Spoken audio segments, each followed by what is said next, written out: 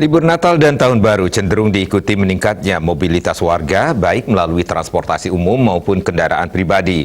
Berdasarkan survei Badan Penelitian dan Pengembangan Kemenhub RI, meskipun PPKM level 3 ditiadakan dan saat ini diberlakukan asesmen sesuai lokasi, sebanyak 7% atau 11 juta orang di Indonesia akan melakukan perjalanan. Menurut juru bicara Kementerian Perhubungan, Adita Irawati, dalam keterangan pers mengungkapkan, 2,8 juta orang akan melakukan perjalanan. Hal ini harus diantisipasi bersama, mengingat saat ini pandemi masih ada.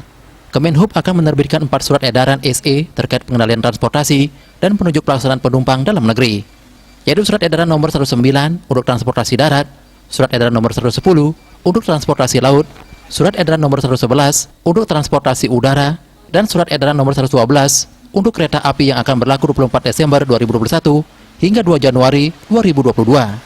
Semua surat edaran merujuk pada Surat Edaran Satgas Penanganan COVID-19 dan Nomor 24 dan Inmendagri, Instruksi Mendagri 66 dan 67. Dalam pengaturan dan pengendalian transportasi Nataru tidak akan ada penyekatan, namun diberlakukan pengetatan protokol kesehatan prokes di semua prasarana transportasi. Ditambahkan akan diberlakukan pembatasan kapasitas di semua moda transportasi. Untuk transportasi darat diatur sesuai level PPKM dan jenis moda transportasi. Sedangkan pada transportasi laut berlaku kapasitas maksimal 75%. Transportasi udara 100% dengan syarat penyediaan 3 baris bangku kosong bagi penumpang yang menunjukkan gejala sakit. Bali Pos melaporkan.